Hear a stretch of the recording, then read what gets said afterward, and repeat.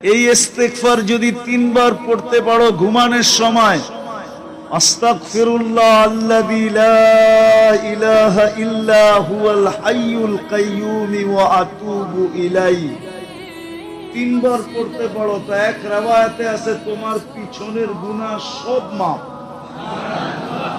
চাই ওটার মাত্রা যত হোক।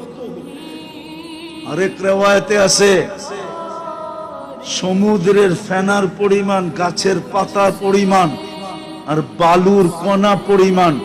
আমার বিশ্বাস এটা সমগ্র মানুষ মিলেও করা সম্ভব না। কি সিলেটের মানুষ, হ্যাঁ, দুনিয়ায় যত গাছ আছে গাছের পাতা সমান।